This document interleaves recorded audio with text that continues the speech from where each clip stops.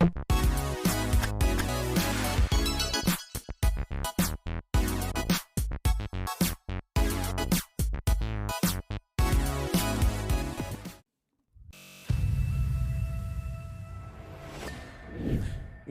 into twitch.tv/Ice Cream Uploads or youtube.com/Ice Cream Uploads or Spotify, Amazon Music, wherever you're catching this. Hey, welcome in. My name is Graham Day and I'm joined by the man that we call Bib. How read, Bib?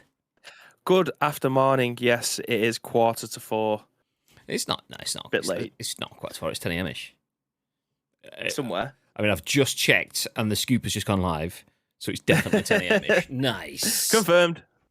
Let's go. Welcome in to the stream. How are we all doing? Welcome into twitch.tv or wherever. My name is Graham Day. This is Bib. We are Ice Cream Uploads. That is a moth. And in true Ice Cream Uploads fashion, this is The Scoop, the UK's #1 video game podcast, if we do say so ourselves. We are bringing you your biggest, best, and breaking stories from the world of video games. And we'll give you our thoughts and impressions of those stories over the next hour or so. And then we want to hear your thoughts and impressions, plus your thoughts and impressions and our thoughts and impressions. And what was you chuckling at then, Bib? I'm not going to tell you, Graham, because it's fucking disgusting. Okay, nice. Anyway, if you are in the stream, please do feel free to get involved. We are live on Twitch, but the live stream, as I mentioned, it is turned into a podcast, a video on YouTube, and an audio podcast on iTunes, Spotify, SoundCloud, and Google Play. Lots of places where over 200,000 people have watched and listened to this podcast on demand. So please do feel free to get involved in the show on behalf of those beautiful people, because they may be listening later on. You may be watching this later on, but you can't get involved live on Twitch. You people in the chat, it's your job to get involved on behalf of those people. Before we jump into the news, though, I want to mention a couple of things. First off, you may have seen it if you're in the ICU Discord, that Ice Cream Uploads are going to Format Manchester on the 25th of, not this month, not next month, but May, 25th of May. ICU, we're not going to take credit for it. We're not going to take credit for it because we didn't do. I mean, apart from all the credit that we could take. No. But basically, there's like an unofficial PUBG UK community meetup. There's 25-ish people heading to Format Manchester, just because we started a ripple and lots of other people have got on board.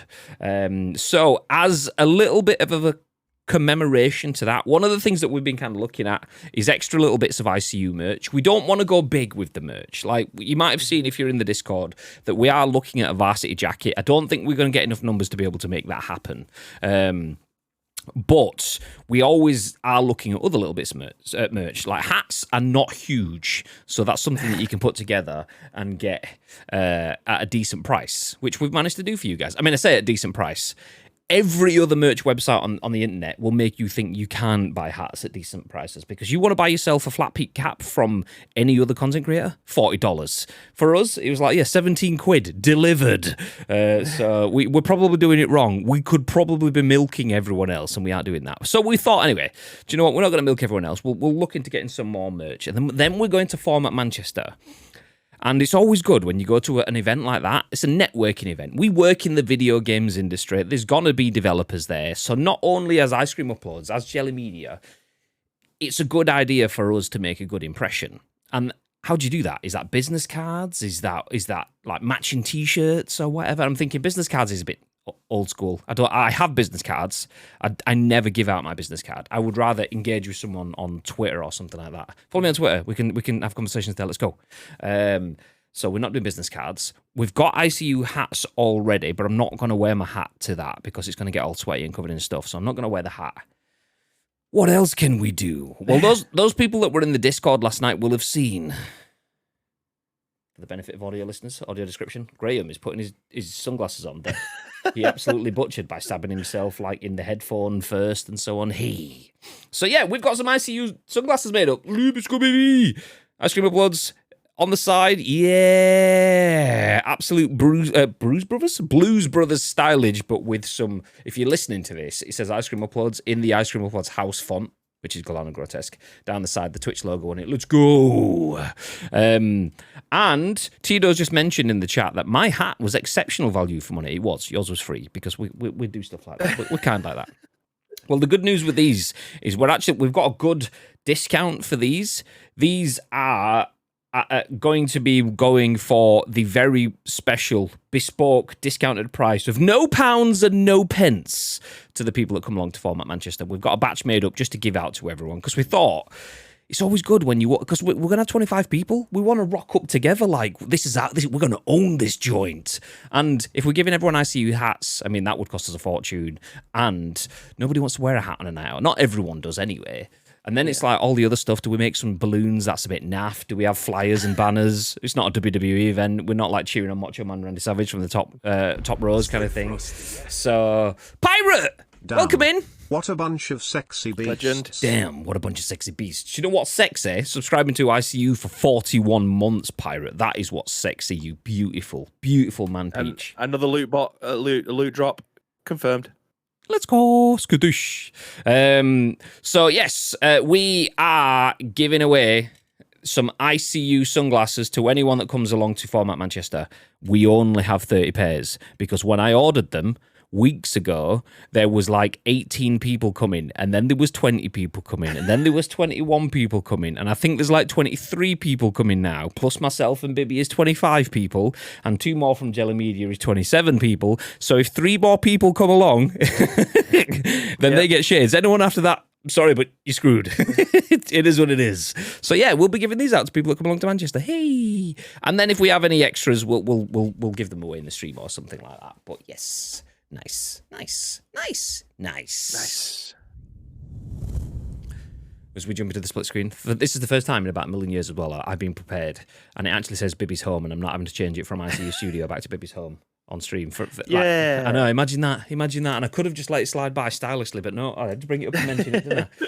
God. Okay, let me jump back through the chat and see who's in here. Nietzsche was in. He says, "I'm here because I got notified that you've DM'd me, but I can't find it. Who are you guys?" And I'm assuming it's Bibby responded with, "We've seen it all. We've streamed the lot. Beans, the musical Where the fruit. might... The more you eat, the more you... Oh, you fucking cunt! Oh, you fucking cunt. Well done, Beans. Welcome in. With my ICU, we're never going to stop. Let's go, baby. JMK, welcome in with the time. It's 10 a.m, naturally. Tito, this did make us chuckle, naturally, as always. Afternoon, goths and girler. Asterisk, girls, fecking fat fingers, says Tito.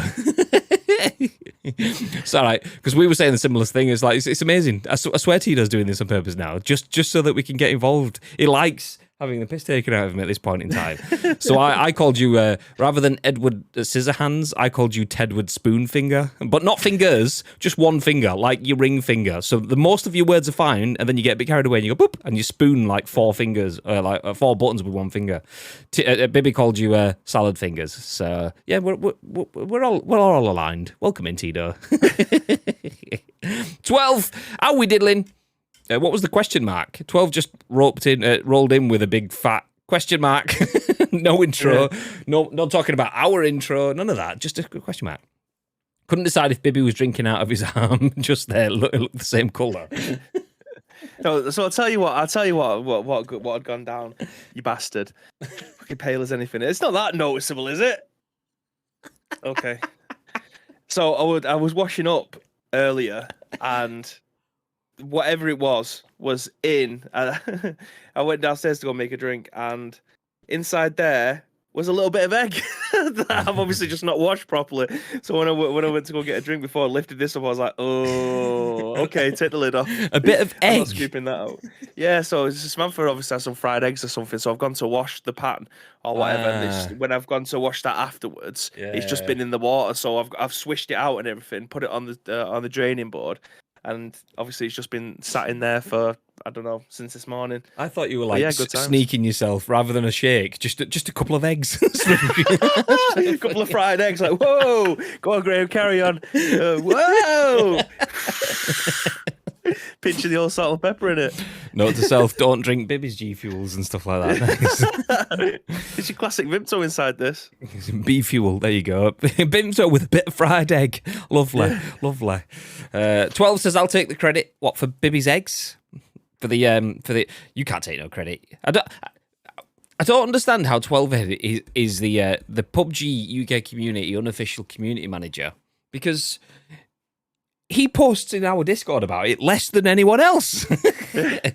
God damn. I've got that one actually. Here we have Weavis Thunder live in the fish. Let's go.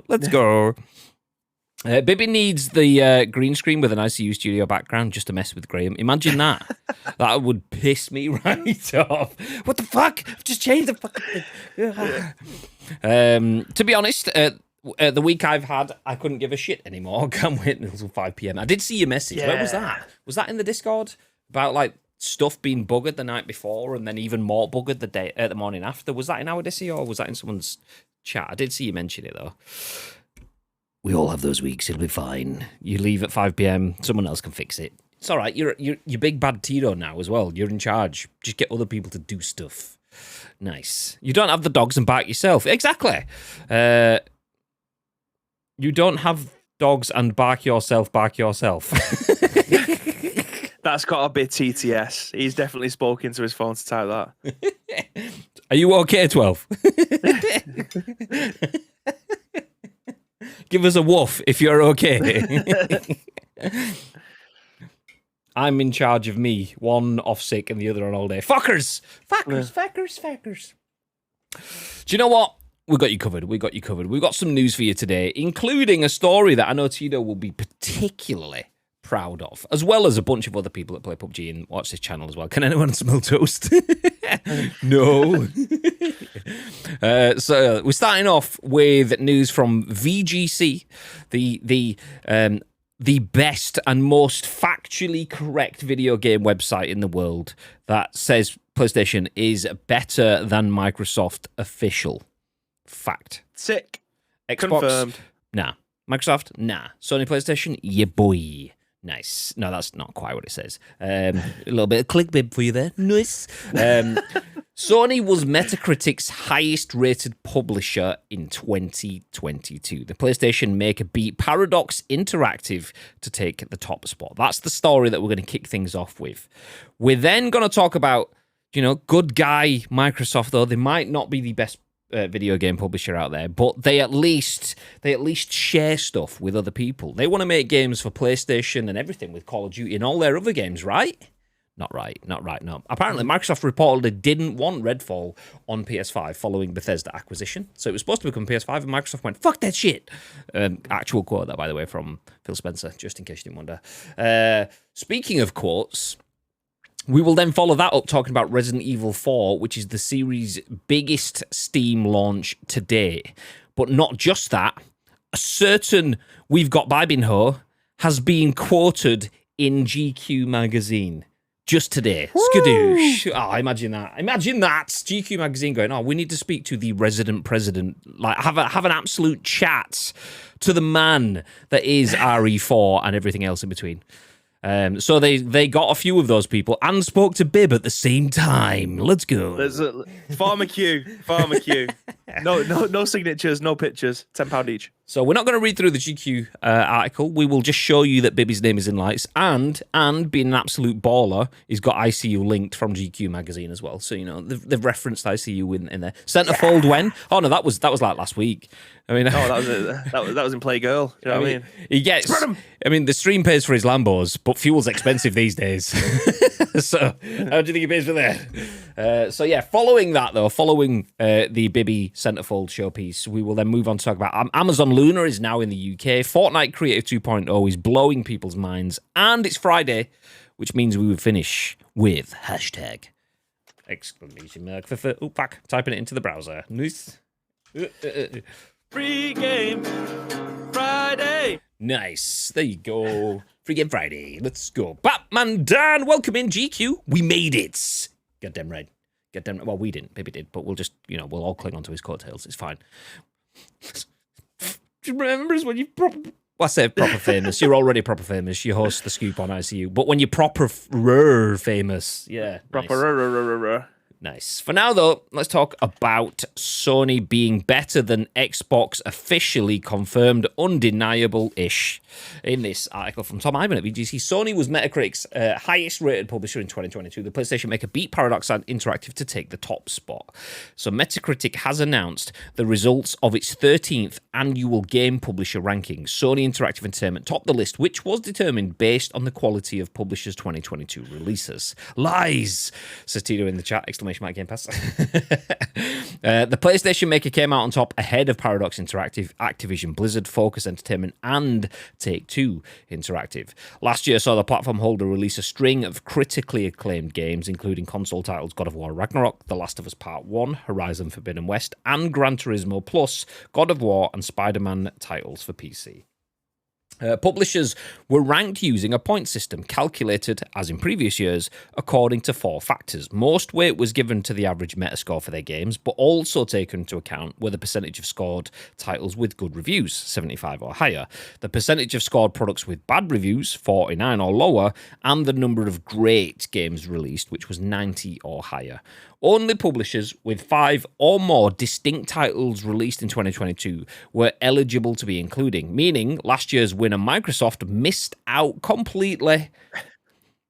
Following a quiet year for the Xbox maker. I mean, when you get the reasoning for it in, it kind of takes away the point and the narrative. But yeah, they basically didn't even get on the scoreboard. Sheesh. God. So the top 10 publishers are listed below, along with their average Metascore and previous year's rankings. So PlayStation, aka Sony Interactive Entertainment, finished first with 85.6. Last year they were second. So top 2 podium finish each year for PlayStation. Microsoft, oh, they're not even there. Oh, okay. So it's awkward. Oh, okay. Banter. We'll leave it aside. Now you get the idea. Paradox Interactive 81.6 last year, not in there at all. Which that shows you it on its own. Last year's number 1 isn't in the top 10 at all this year. This year's number 2 wasn't in the top 10 last year. And then if you flip down to 5th, Take-Two Interactive, they got top 5, but they were 27th last year. It shows you just how malleable this list is. So it's good if you want a little bit of clickbait, if you want a little bit of banter, and we are clearly taking the piss with this. The interesting thing about this is, though, I don't doubt, because it happened last year the other way around, there was a lot of Xbots out there that were like full on, in your face PlayStation, you're shit. And this year, I do not doubt that, like, is like, obviously Xbox fanboys get called Xbots. Is there like a similar sort of name for PlayStation users? Like, there's got to be. I mean, you guys are all Xbox players, right? That's the reason why we're taking the piss, obviously. But if there's a PlayStation one, let me know, because I feel like it's on gamers. There you go. James Kick 12 cunts. Nice. I feel like it's only fair when we're talking about console wars, because if you're involved in a console war, you have confirmed tiny PP energy. It's an actual legitimate scientific fact that has been researched, maybe, I don't know. So yes, the gist of it is Sony was the highest rated publisher in 2022 after being second highest rated last year. Thoughts, Pip? Yeah, I mean, we take these lists with a massive pinch of salt, really, don't we? Because depending on what you end up putting out throughout the year, obviously that's kind of a contribution to it. So yeah, we take these with a pinch of salt. But like you said, this would have been used as some kind of ammunition last year for the Xbox side of things. They've not even been listed this year. But yeah, it's just a massive pinch of salt with this one. This was yesterday's article, right? However, I thought the tagline for this was too good to be put aside or forget about, so I thought we were going to run with this one today just for the sake of it. But it's still relevant news. It's still relevant news in the video game world. So whichever spin we end up putting on it is obviously where we're going to go with it. But yeah, again, for the third time, taking this with a pinch of salt. It's not a poll, but it's just the way that the industry is for this particular year. Like, it could completely change next year. PlayStation might not be in the top 10 or anything like that. They may end up falling off. So it's kind of like a like a time hop, shall we say, of an accumulation of everything that's gone on throughout the year. It's quite arbitrary as well because you take a specific 12-month period. 12-month periods don't apply to video games unless you are talking specifically about NBA, NHL, FIFA, that sort of stuff.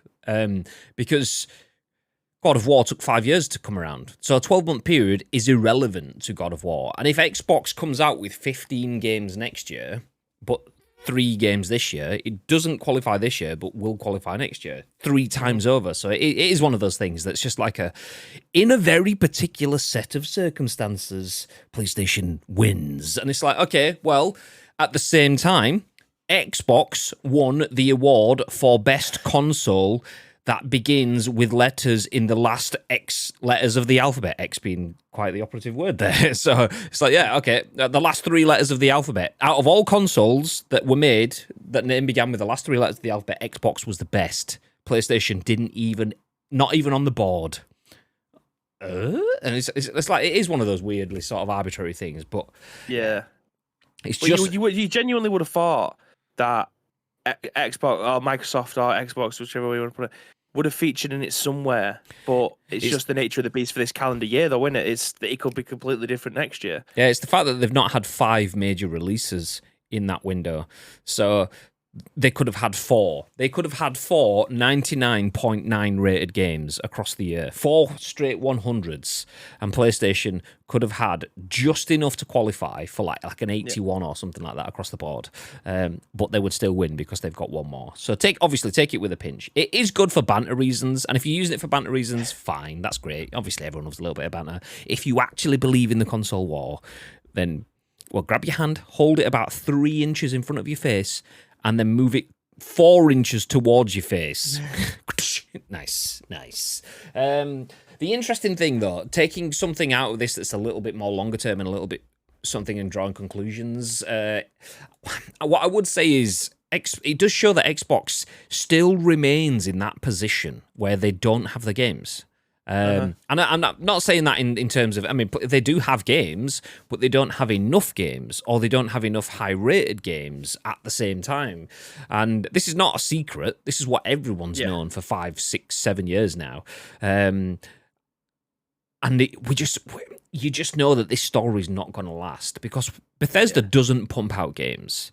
They drop a couple of games here and there. But if they get hold of Activision Blizzard and they release a Call of Duty every year, and we get Overwatch content, and we get a Bethesda game dropping, so like obviously, if they take over Activision Blizzard, you might get a Call of Duty, a new Skyrim, or something like that, and something else like Overwatch, all dropping within the same year. Plus maybe a new Halo and a Forza and a whatever, Gears of War, not God of War, a Halo. I don't know why I thought God of War was Halo. Just absolutely triggered myself. But like, once Microsoft gets themselves into a production scenario, then that will be a very different story. At this point in time, the market for first party is so staccato in terms of PlayStation, boom, yeah, all the games. And then they'll have, like, the reason PlayStation stopped going to E3 was because they didn't have enough games within a calendar year to justify the spend. And Microsoft are they've kind of had that year this year. And PlayStation will probably have that in a few years' time. Just by chance, they've got its schedule for a game to come out in March, a game to come out in April, a game to come out in May, and then they'll probably get Summit in September, October, but then they won't really have anything for months then. And it's just so happens that Microsoft's just had one of those periods where they've probably had a bunch of games in the mid-2021, but then not in late 2021 and early 22, and then they might have had a couple of games in mid-22, but then nothing in late 22 for something in late 23. So you're getting like the arse end of 21 and the early end of 23, which means 22 just has that little pocket in the middle, 4 games, and not enough to like see it through. It could easily be that sort of thing. So yeah. Well, this scenario or this article, shall we say, this is genuinely the twig to beat Xbox fans with, but the bigger stick is obviously them not having anything over the. He said stick there, by the way. I know we're northern. He said bigger stick, not biggest dick. It's a different thing completely. Do not beat anyone with the biggest dick. Um, 12. but yeah, you completely throw me off with that.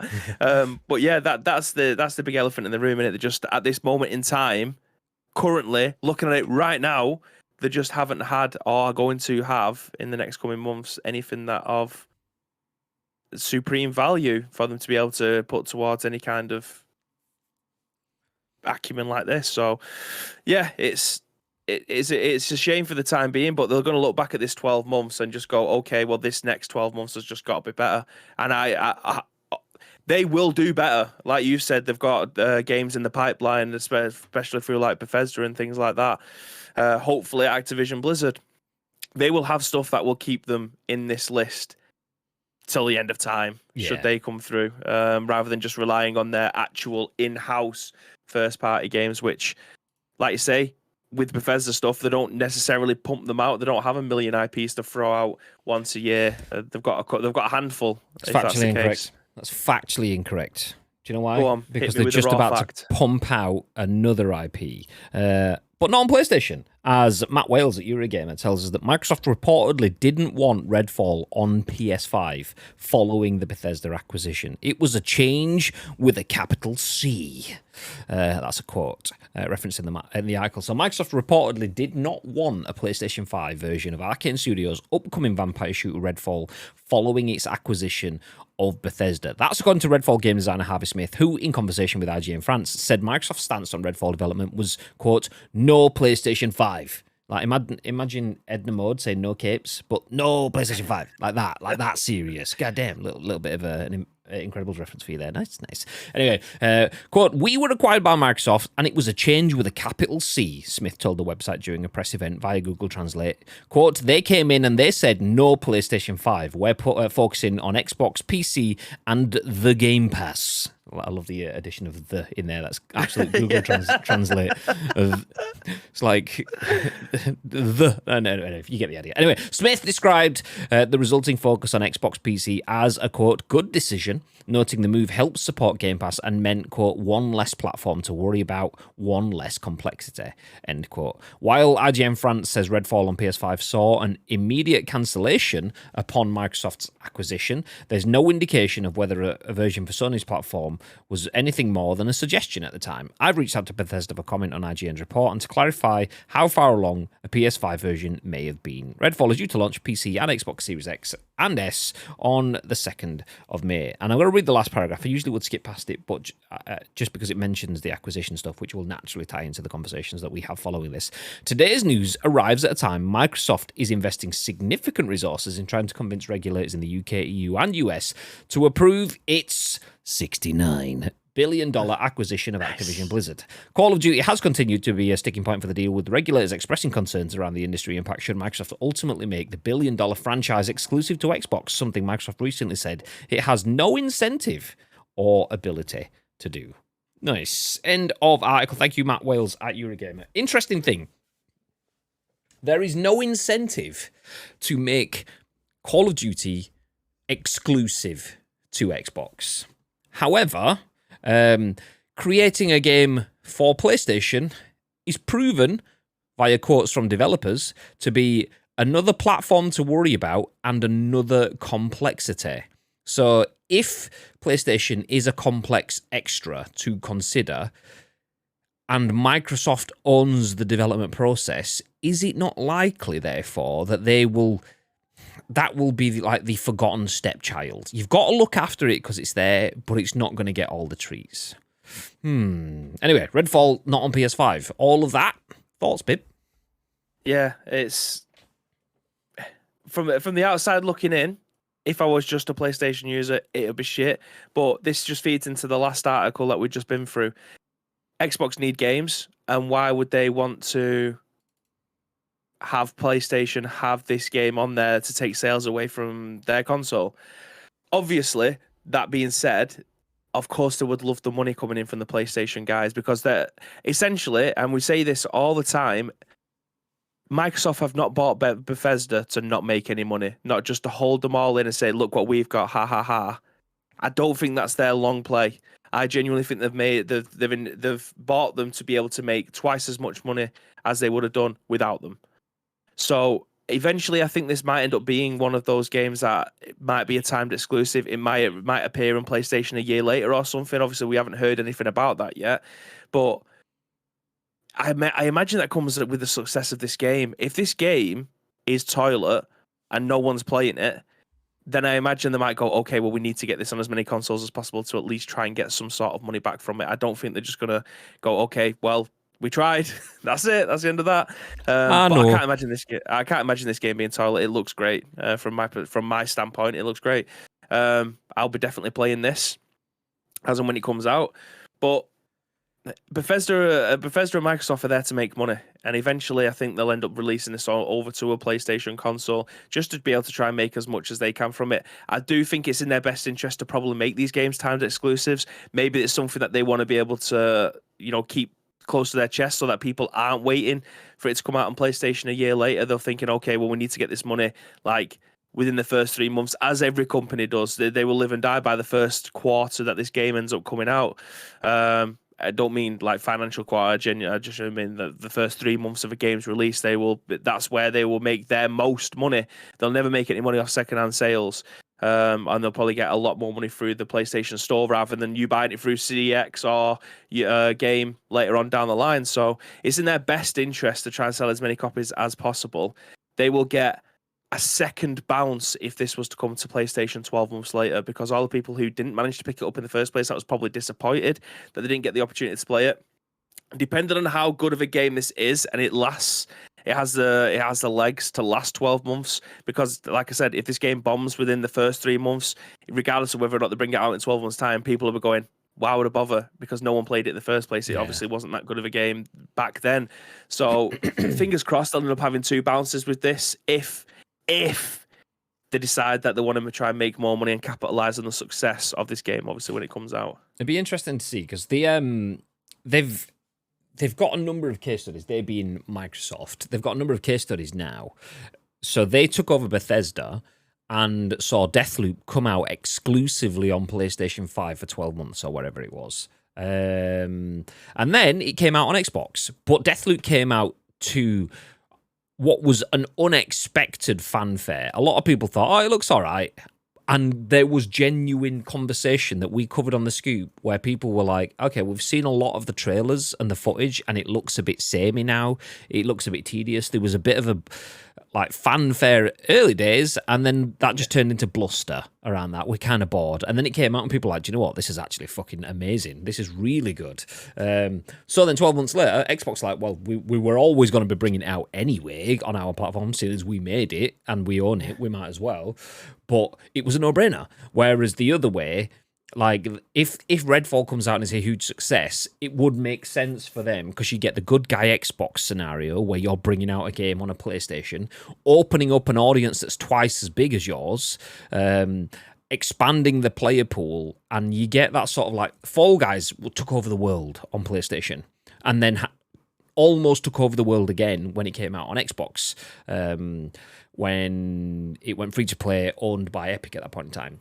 Xbox can have that sort of moment, but that requires Redfall, obviously, to be a success. If, like Bibi says, it comes out and bombs, they're not going to waste the time porting it and moving it over. Unless they want to be seen to be good guy Xbox. Look at all the stuff that we do. We share all the games. Yeah, this one we had for us, and we wanted to make sure it was good first, and we'll bring that one out. Can we have Call of Duty, please? Can we have Call of Duty, please? Nice. I don't blame them. I do not blame them for going, yep, that new game that has never existed before, don't bring that out on PlayStation, because they've already had Deathloop, which didn't exist before, first, and we've made it. They had Ghostwire Tokyo, which didn't exist before, and we made it, kind of thing. Redfall, we're keeping this one for ourselves. I don't blame it. I don't blame them if they don't bring it out, even beyond that. The only thing here is it could be a bit of an awkward situation. If Microsoft are looking at whether they want to bring this out on PlayStation, I don't think they will, if I'm honest. Unless it has Fortnite level effect, and I don't think it will. The reviews on it so far are pretty mixed. Some people are like, the world looks amazing. Yeah, which is just kind of seems to be the story of 2023 so far for most games that have come out. It's like, yeah, it's all right, yeah, suppose. So yeah, if that's the case, I don't see it coming to PlayStation at that point, which can be awkward for them because then it looks like they've taken over a developer that is third party that would make games across all first parties and then shut off one of those first parties, which isn't a great look in front of the UK CMA or the same in Europe and the same in the US. So yeah, it might, if it's reasonably successful, I wouldn't be surprised if we see it come over to PlayStation. But if it's reasonably successful, I wouldn't be surprised if we don't. If it's a flop, it's definitely not coming to PlayStation. Yeah. And if it's massively successful, then that's where you get like, well, it's definitely going to PlayStation.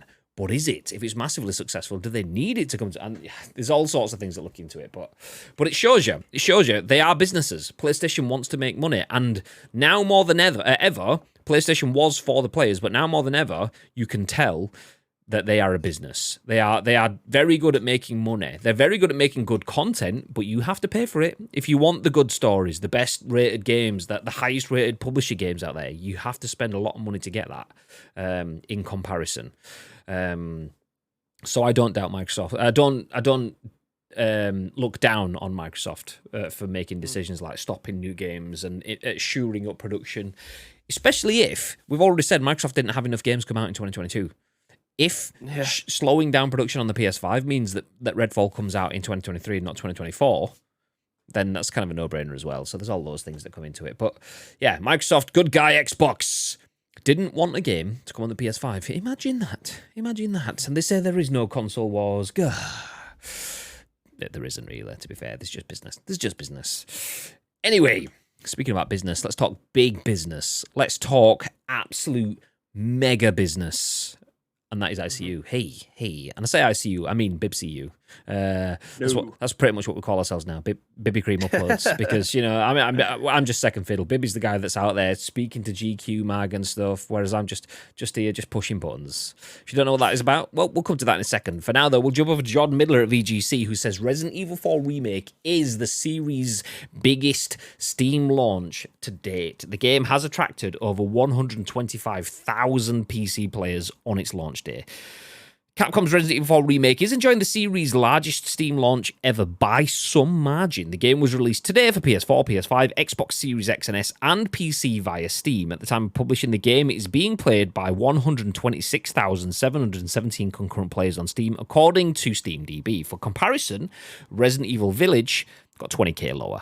I'm not going to read out all the numbers because it's quite difficult for those that are particularly listening to this on podcast stuff. I like when I'm sat in the car listening to podcasts, and you'll get like there's four numbers that are 60 to 126,000. By the time you got to the third one, you're like, what?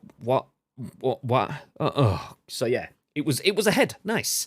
Resident Evil 2 Remake only had 74k as opposed to 126, and Resident Evil 3 had 60k. So double what Resident Evil 3 had. Sheesh. So 2023's other big horror remake, EA's Dead Space, only attracted 30,000 concurrent players on Steam. That's 1/4. Hogwarts Legacy is still EA's biggest Steam launch to date by far, attracting 879,000 concurrent players during the week it was released. At the time of writing, Resident Evil 4 Remake is the 7th most played game on Steam and the 2nd most played game if free-to-play titles are discounted. The game, which has received widespread acclaim, will receive a free update next month, which adds the Mercenaries, a new mode that tasks players with killing as many enemies as possible within a time limit. We'll stop there. We don't need to talk about the actual content of the game. But we'll stick to the biggest impact it had, and that is by being the biggest Steam launch date for a Resident Evil game to date. Launch. Yeah, you know what I'm saying. Nice. Bib thoughts. Yeah, I mean, we've been covering this game leading up to from its announcement to today, which has officially been which is its official launch date, regardless of whether or not you're in New Zealand. You've been playing this for the last 24 hours or so. In the UK, this game came out today, so this is of absolute no surprise to me, and it's something that I've been talking about leading up to this game's launch. It is.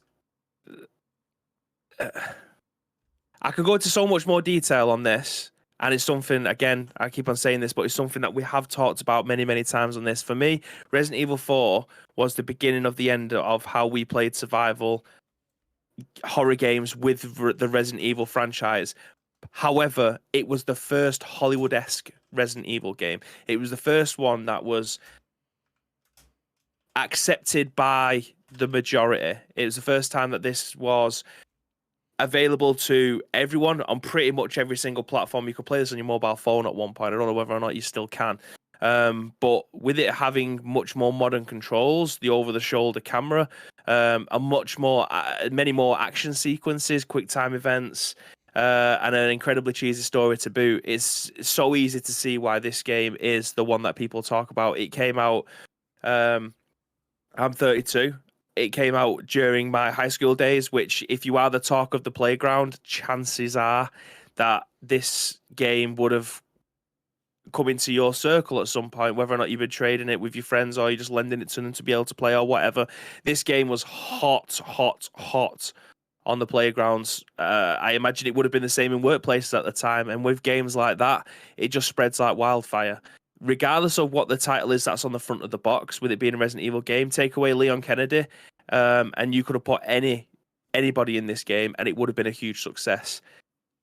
So this doesn't surprise me that people are picking up this game, either based on nostalgia, because it would have been the game that they would have played 15 years ago, just with a fresh lick of paint, or something that people would have been telling you that is the best game that they have ever played, and you go, okay, I'll wait for it to come out on much more modern platforms, and then I'll give it a go. And that's essentially what's happening with this. I think it's one of those FOMO instances. I think it's people just revisiting nostalgia. Either way, long and short of it, it doesn't surprise me that this game is as successful as it is. Thoughts then? So Resident Evil 4 has quite a lot of fanfare around it. Nice. So successful game gets remastered. So we've got a successful game, but a remaster doesn't necessarily lead to a successful remaster, if you know what I mean. So the content itself might be successful, but a remaster could make it unsuccessful. In your not that you've obviously played through it, because Twitch would know that by now, because Bibby plays Resident games on stream. God damn right. But not that you played through it, but from what you've seen, obviously you've got your fingers in all of the pies of the Resident Evil community. Don't tell the wife. What's the thoughts on Resi 4 then? Is it a good remake or not? The general consensus that I've got from it, and again, I'm avoiding watching. There is a lot of people who I would tend to go and watch with games like this, whether or not they're friends or just random people on Twitch, because I like to get their gauge, especially with people who haven't necessarily played Resident Evil before. Like, I would have loved to have been a fly on the wall with you playing Resident Evil 2 Remake for the first time, because Resident Evil 2 was my favorite.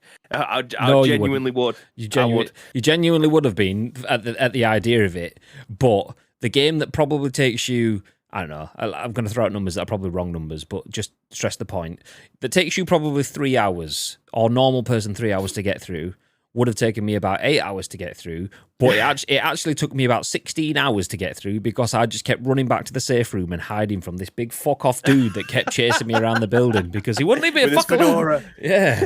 So you'd have been like, why is he? Why? It's like when you watch like the videos of like UX people watching people use the website, and it's like, that thing where it's like put the round one in the round hole, and they put it in the square hole, and you get the triangle one, and they put it in the square hole, and they're like, oh, what are they doing? They're doing it all wrong. That's me. That's how I play Resident Evil, clearly, because it took me way longer. And Bibby's like, you do realise I'm like, I've got no ammo, I've got no bullets, I've got no shells, just stab them shoot them, and then in the knee, and then stab them in the head. I was like, well, I don't. But that you say that is the beauty of what those games were. It was ammo conservation. It was making sure that you're fully stocked before you end up leaving where you are, like making sure that you've got enough ink ribbons and things like that. That's what survival horror was until Resident Evil 4 came along. So regardless of whether or not it would have taken you 16 hours, I would have loved to have been able to watch that, because people who don't understand how to play those games from a classic standpoint, because if I was to give you Resident Evil 2 on the PlayStation 1, you would put it down after 15 minutes.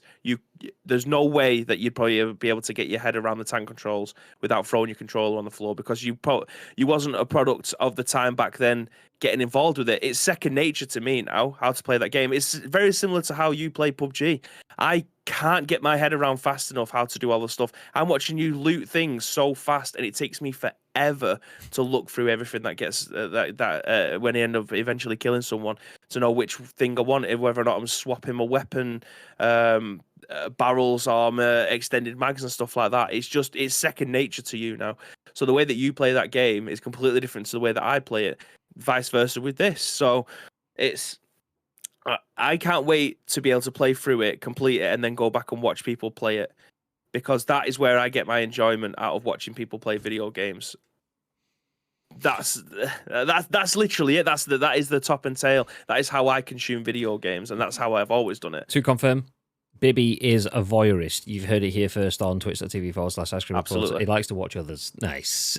Confirmed. Okay, Confirmed. We'll move forward off that bit. That's a nice jumping off point. So Resident Evil 4 may be a classic game, and the Resident Evil 4 remake may even be a classic remake. But let me just share this link in the chat with you if you want to go and check it out. Do feel free to do that.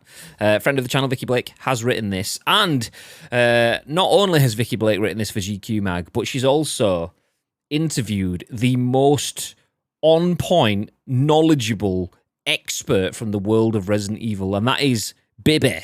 So she's asked Bibby questions. But even though it may be a great classic game and potentially a future classic with the remake, is it ruining horror games? Ooh, do you know, I'm not going to tell you if it is or isn't, because you can read it in the article. I'm not going to take away the point of the article from Bibby or from Vicky. But look at this. Not only did Resident Evil 4 shape the series' next few iterations, but it also shaped the way we play third-person games as a whole, explains Ice Cream Upload streamer Bibby. Quote, without the over-the-shoulder camera being present, would we have ever got Gears of War? What about Mass Effect? Question mark. End quotes. I'm going to stop there. That's all we're going to go. Just a little bit of a teaser. So GG's to Bib, who has been featured as Ice Cream Upload streamer extraordinaire, Bib, on GQ Mag. Let's go, baby. Yeah, love that. Absolutely love it. Again, thank you very much to Vicky for giving us the opportunity to be able to get featured on an article like that.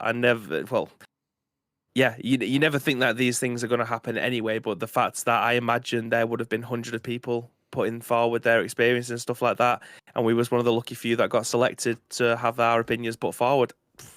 Amazing. I mean, some call it luck, others just call it absolute flair.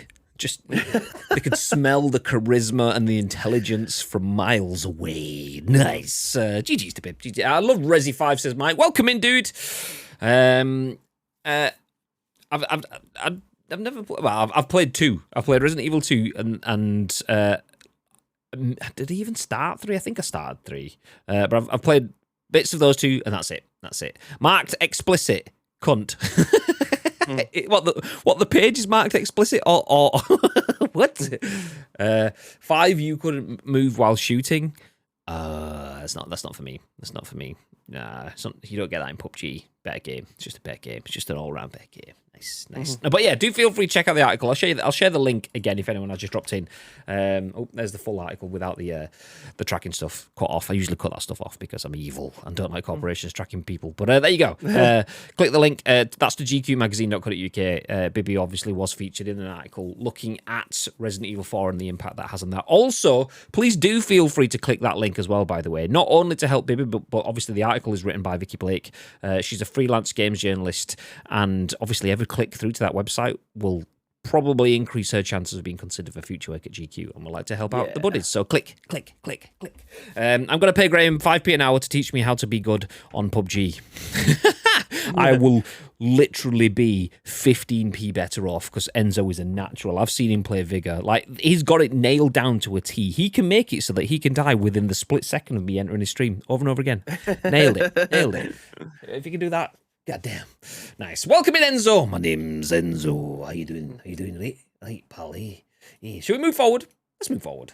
Okay. Do you know how cool and how good and how successful Google Stadia was? Oh, it's so successful. I can't believe it's still going. The biggest success. I'm so glad that we bought 2 of them. It's great. It's great. It's fucking wonderful. Nice. This is the 2 controllers. Yeah, and to be fair, when we open all the windows in the office now, that stack of paper doesn't fly away because the controllers now just sit on that stack of paper. It's great. It's wonderful. Great. Wonderful. Now, I'm only joking. It's a bit of a harsh comparison, but it's one that people understand, so that's where we start from it. But Amazon Luna, which is hopefully going to be better than Google Stadia, is now available in the UK, Canada, and Germany. This is written by Chris Scullion at VGC. The cloud streaming game service was previously US only.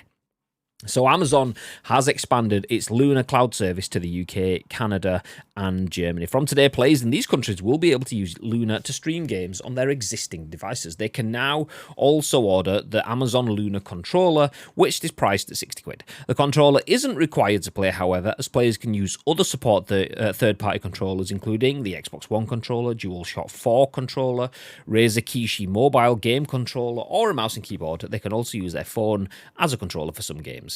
Love the fact that the PS4 controller is in, so I can keep using my Scuff controller, even though it's still a PS4 one and I can't use it on PlayStations. But goddamn. Luna can be played on a number of devices, including PC and Mac, iOS, Android, Fire tablets, and Fire TV. Rather than paying for individual games, as in the now defunct Google Stadia, Amazon Luna players instead sign up to one or more subscriptions.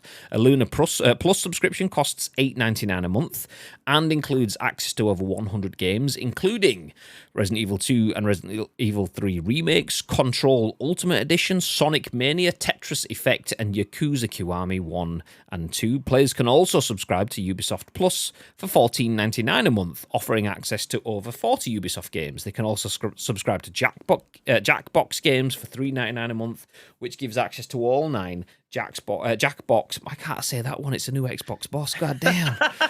Fuck me. Jackbox Party Pack games. God damn. Players who are already subscribed to Amazon Prime will also get access to a rotating selection of Luna games using their existing membership. At the time of writing, Prime members can play Mega Man 11, Sail Forth, The Legend of Heroes Trails, From Zero, and Get Packed Couch Chaos until March the 31st. Amazon officially launched in the US on March 1st, 2022, following a year and a half. You get the idea. It's out already. Skadoosh. Okay. I'll keep this on the screen while we pick it apart a little bit.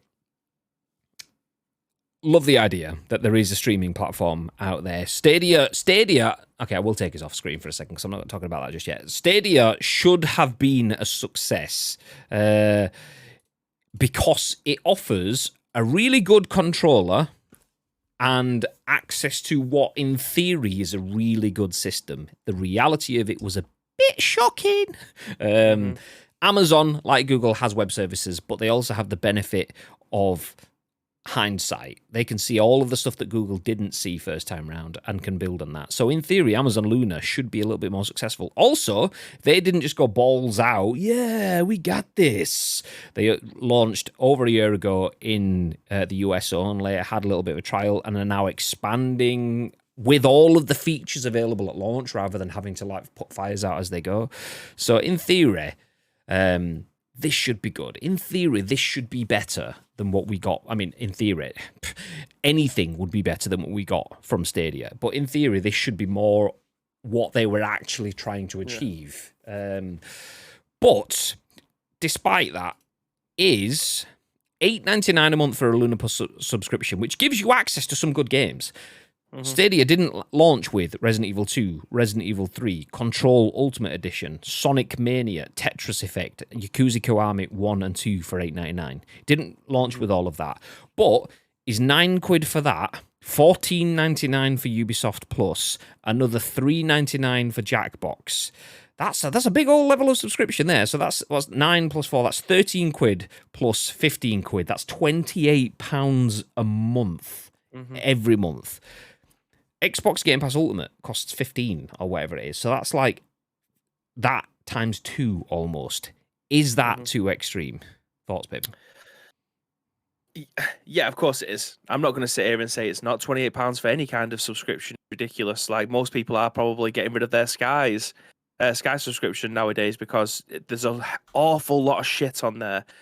And I imagine most people are just paying the subscription to have the ability to record what's on their free. Like we have Sky, We never use it apart from it for downloadable box sets or to record stuff on terrestrial TV.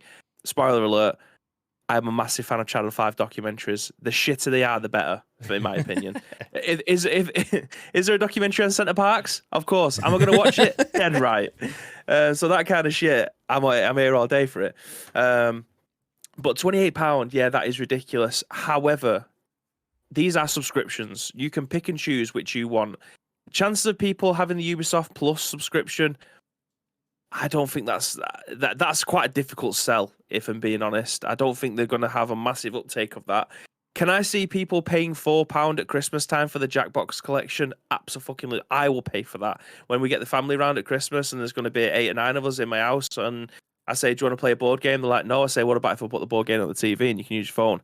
The room will light up. I want to point out that only 3 people in my entire life have told me to play Jackbox, and all 3 of them were Bib at different times. Mr. Bamber as well. He absolutely loves it. Oh, but to be fair, Jackbox is great. I think one of the times you said it, he was actually in the office and seconded it. So in that case, yeah, 4. Bibby is 75% of those people though. In terms of he's told me at 3 different times you want to play Jackbox. Oh, I've got some people in lockdown. Some people like we're doing quizzes and stuff. What should we do? You should do a Jackbox pie. Absolutely. Like we played Discord. We played Discord. We played Jackbox over Discord. It was amazing. And that went on for several months of lockdown and stuff. But anyway, back to the real point. The £9 a month with access over 100 games. This is where, and this is a bit of a stretch, but I'm going for it anyway. This is where the Nintendo Switch absolutely thrived compared to the Wii U. And that's because of the support that they had from external companies within their catalogue. The Switch would have died on its ass if it just continued the way that the Wii U did. However, they've sought help from external sources, from big third parties. We've got sorts. Yep. Words. We seeked. It's all right, I can't say Jackbox, so you're welcome. We saw that they sought support from third parties, and that's essentially what's ended up making the Switch still a viable option 7 years later. So the fact that they've got 100 games readily available for £9 with the likes of Resident Evil 2 and 3, I need to see what the whole kit and caboodle is about Luna. If I'm getting achievements and stuff like that and continuous saves across all of my platforms, I think that's a pretty good sell. £9 to be able to play it on my phone with my Razer Kishi, then to be able to get my PlayStation 4 controller and then play it on the telly in the front room, and then come up to my desk upstairs and be able to do it. I've got internet in the house that's capable of doing all of that.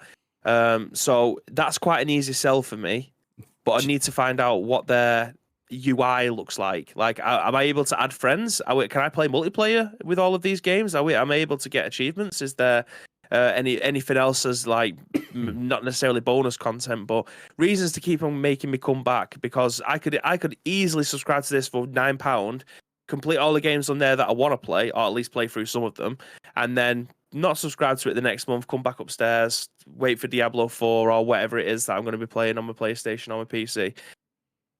It's a lot easier to sell than Google Stadia, in my opinion. I think that's where it failed. It suffered the same fate as what the Wii U did. The thing for me as well is Google Stadia needed to be a raging success. With what they'd spent and what they were doing and where they positioned it, it needed to be a raging success. Google Stadia came out with proper big dick energy. We are Google. We own everything, and we're going to own games, motherfuckers.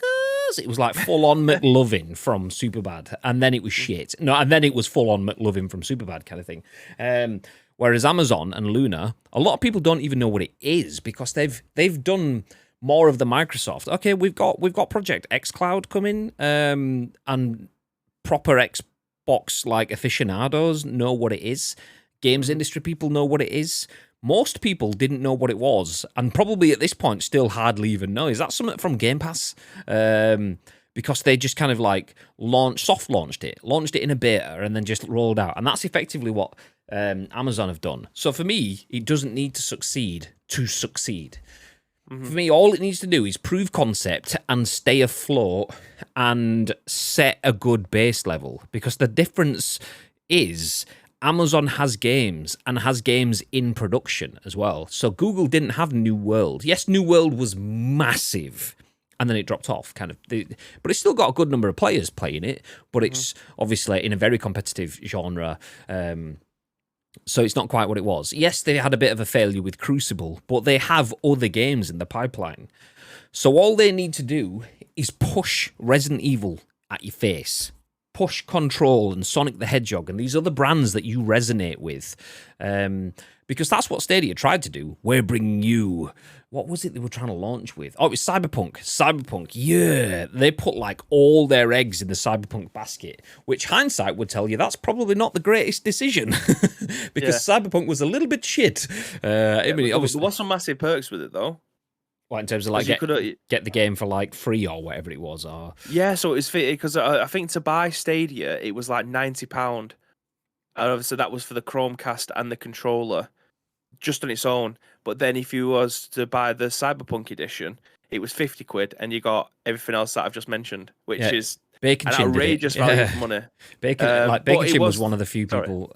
Just me. I mean, I'm interrupting you, so I'm sorry. But it was Bacon Chin was one of the few people I know that actually, after us, so we bought it early on the promise of what Google expected it to be. Also, we bought it because we're a games marketing company, so having access to hardware, we own every single console that exists pretty much, right from the analog pockets all the way through to retro consoles to your latest consoles and so on. We own them all for not just our content purposes. More often than not, it's not for content purposes because you don't see us playing any of that stuff usually. It's more just to have market understanding, technological understanding. We develop stuff, do assets and so on. Anyway, so we bought too early on, but Bacon Chin bought that Cyberpunk offer that you were on about. He was one of the few people I know that actually bought into it because it was an absolute bargain if you were looking to buy into it. But beyond that, it was like just buying Cyberpunk for PC. The same sort of price. But apparently, it was the best way to play Cyberpunk because if you had a fast enough internet and their server farm was doing all of the heavy lifting, if you had the good enough internet to be able to stream that, it was the best looking, the best way to be able to play it compared to like the PlayStation 4, which just kept on dying and people could get refunds for a good couple of months or so. So it had something going for it. It just didn't have enough to be able to keep it competing with whatever else is out there at the moment in time. It's sort of unfortunately suffered the same fate as on live. So Google Stadia had some, let's say, weird people that were massive fans of it, like stans, you white knights of the internet that come out to fight your cause, even though it's completely wrong. And it wasn't wrong. It's not the right phrase, but we just had some run-ins with absolute whoppers, let's put it that way. I pick out them tweets and ask him how they're getting on. Yeah, how you doing, mate? Yeah. No, I bet he's deleted his account by now. God damn. There's no trace of this man. But some people were weird when it came to fighting for. I mean, it's the console war, but with Stadia in it. If Luna can pick up those people, not to bring on the weirdos on board, but bring on hardcore evangelists for your brand that are going to spend and subscribe and help you establish a solid base rate. If they can do that and then bring in some people that are your early adopters by using games like I said, Resi, Control, Sonic the Hedgehog, big IPs that people recognize, and they can build a substantial enough base and then have a new world effect. If they bring out New World and I'm sat here going, I fucking love, like, what is it, an RPG? Is that what it is? What's that, New World? It's an MMO. MMO, okay. It's not my genre, so I always forget which letters apply. Yeah, I mean, they're interchangeable. They're interchangeable. Yeah, you're not a million miles away. So, a New World 2 comes out, massive MMO. My PC is running. It's running a 1080 Ti, but in 2 years' time or whatever, when it drops, 1080 Ti is fully superseded. It's pretty useless. You're not going to play that, so you need something else. And I'm like, do I spend all this money and upgrade? Pretty much, if I get a new graphics card, it's not going to fit in my unit. I'll need a new power supply. I'm going to be hampered by my processor. I might as well just buy an entire new PC. That's thousands. Or I can play it through Luna because it's owned by Amazon. It's made by Amazon, and it's got console parity with PC because it's not a console. I'm using their cloud. So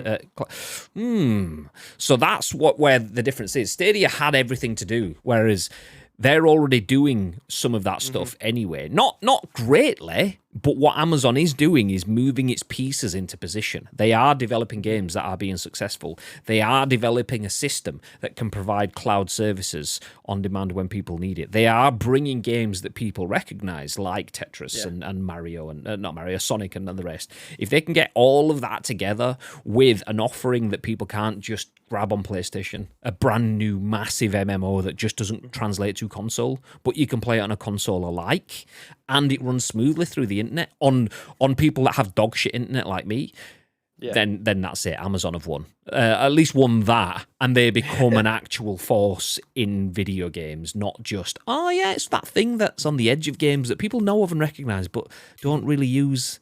Yeah, so... Yeah, but they're not at the table yet, but they're most certainly stood at the front door. 100%. Hopefully they'll be welcomed in. But I've just done a tiny little bit more research into this. So I've logged into my Amazon account, blah, blah, blah, gone into the Luna page. This is perhaps one of the coolest features that they have going on that I didn't even know. I don't know why they're not shouting about this feature, Graham. So I'm going to list this for you now. It's called Couch. And it says, with Luna Couch, you can play local co-op games with your friends, even if they aren't subscribed to Luna. Just launch a game, start a Luna couch session, and share the code with your friends. So all they need to do is go to the URL that you give them, enter a room code. If they have their controller on their laptop, the TV, or whatever, they just punch that in. Bosh. Does it have to be on Rage 4? Does it have to be on the same Wi-Fi, or is this basically Plex or that remote play stuff? Yeah. Essentially that. So you're giving them a code to be able to jump in. Yeah, that's badass. Because I was thinking, because it was called Couch. If it's remote couch co-op, like that thing that Steam added and then started pulling off. Not like that. Settle down. For other games. So basically, was it called Remote Play Together? Is that what it was called? Yeah. So Steam has Remote Play Together, which they put into a bunch of games, but it was buggy as fuck, so loads of games just then removed it. So then there's Parsec, which, for anyone that watched Masters of the League, me and Bibby were both playing on a game. He was 20 minutes that way across Manchester. I'm over here, but we were playing together on the same save on Bibby's PC from my house, kind of thing, because we were using Parsec. Oh, that's amazing science, whoa. Yeah. Obviously, 2 years ago, that was quite a big thing. Now it's becoming more and more common, but not across the board. So if Luna has that sort of shit in, and you don't even need to own the game, that's fucking wonderful. So because that's the biggest thing. Oh, I've got a game, I really like it. It's a bit niche, but it's cool. Oh, yeah, but I've got to spend 25 quid in it. I'm not sure about that. Okay, nah. But they're using Sonic Racing as one of the... they're using it for that example, which... Maybe having a game like that requires you to have a little bit of finesse over the internet probably isn't the best example to use, but it's a multiplayer game, so yeah, they can use anything. But yeah, I think that's absolutely awesome. That's definitely a good way to get people who potentially aren't that into video games that you can just give a PS4 controller to, because they're a dime a dozen now. Yeah, and just go, let's play some games together. I mean, content creators especially, and especially like us, content creators that aren't the largest, most established content creators out there.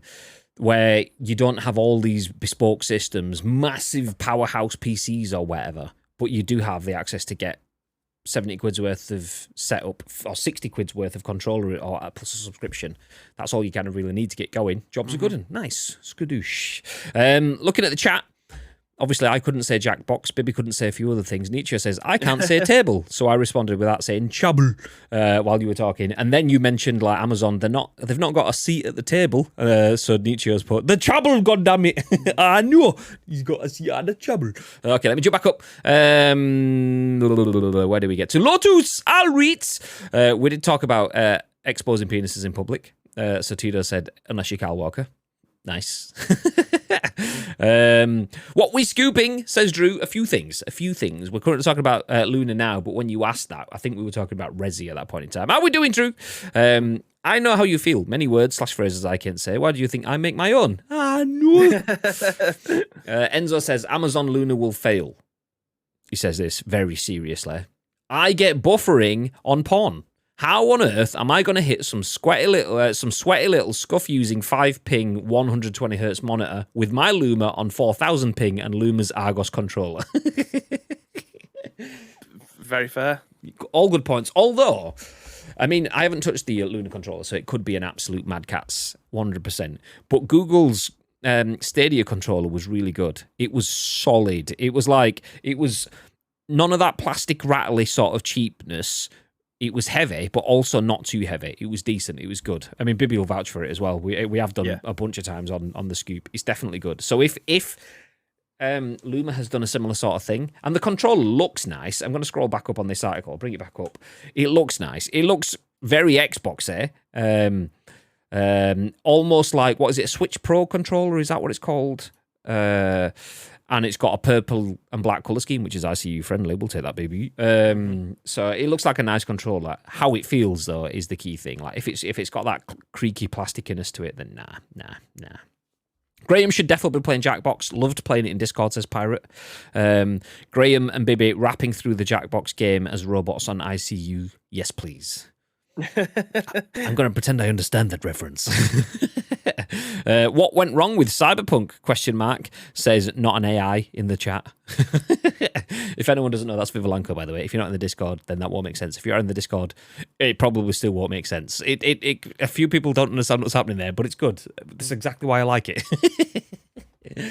Nice. Okay, we'll move ahead. So Amazon Luna is launching in the UK, Canada, and Germany. We have been live for an hour and 20 minutes, so I'm not going to jump into our final article, which is about Fortnite. I'll leave that one for next week because it could be a good old conversation, that, because it's not just about Fortnite 2.0 blowing people's minds. There's all sorts of tangents that I'd potentially like to go off in that, talking about Unreal Engine and how cool it looked and so on, and what that could mean for the future of games. So we will shelve that one because it wouldn't really do it justice to just skim.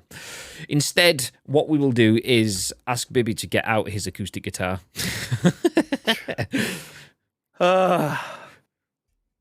Nice. Are we going for a live version? Of course we are.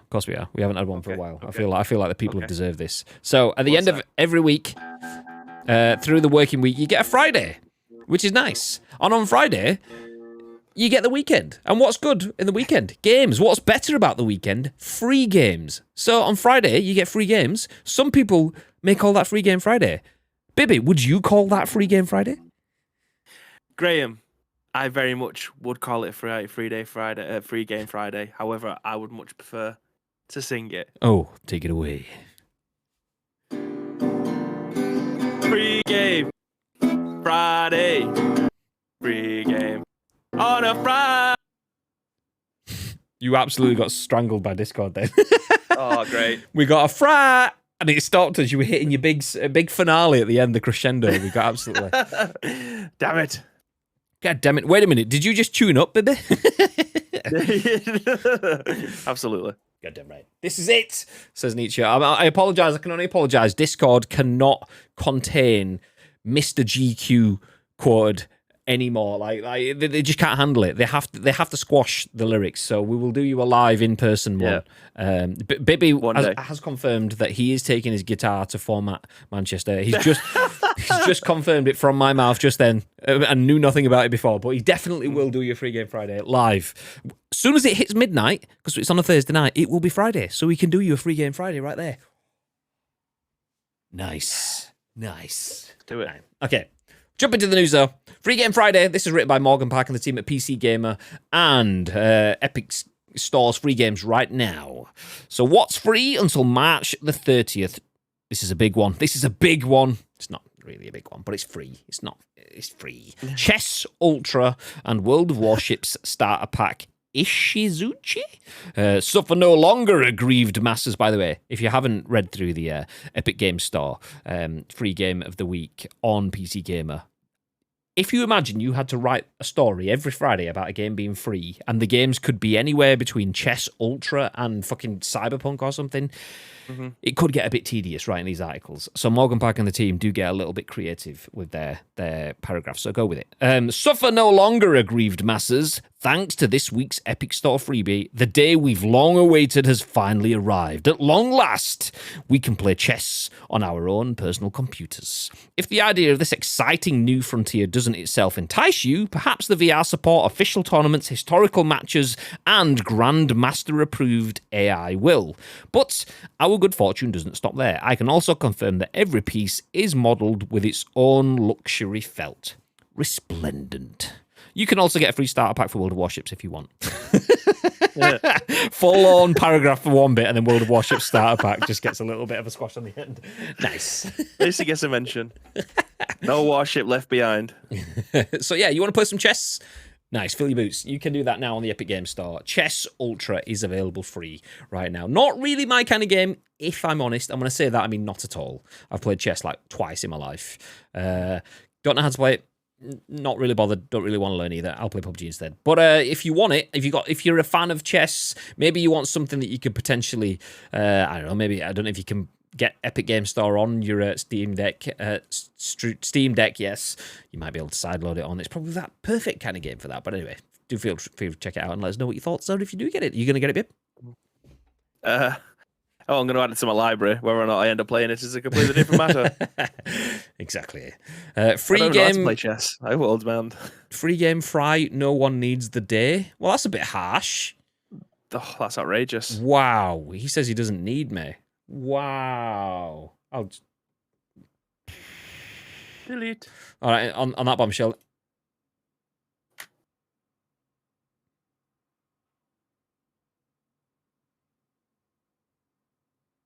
I was hoping the camera was coming back on then because I turned it off.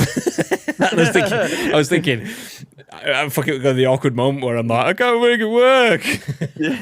Oh, do you know what we absolutely 100%? Oh, no, I'm going to ruin it now by telling you on stream. What we absolutely 100% should do, we should do an episode of the Scoop where you're in your room there, but you're not actually in your room there. You're like sat to the side of me here, and I can go, fuck it, babe. Yeah, and then I'll pass something to you, and we can do that thing where you reach over and grab it from my screen, but I actually then lean over into your screen. Whoa! Let's go. Anyway, we'll try that. That's it for that. We're nerds, and we'd appreciate that, and we know you guys would too. Anyway, tell you what else you'd appreciate: us disappearing and letting you get on with your weekend. The time is 5 o'clock. That means it's the end of the working week, and it also means it's the end of the Scoop. We are going to wrap things up. Please do feel free to stick around though, because there's a couple of things. We're going to tell you a little bit about, plans and stuff. Not that they've got many plans. It includes a raid and where you can find our content, but also the fact that we will be back on this weekend. Tomorrow, 10 a.m.-ish, I will be playing some PUBG.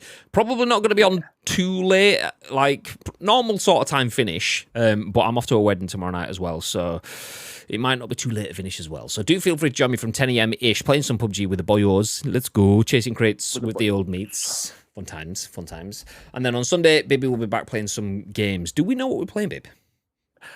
I don't yet. I'm hoping that we end up getting some Resident Evil coverage, but who knows? We haven't been blessed just yet.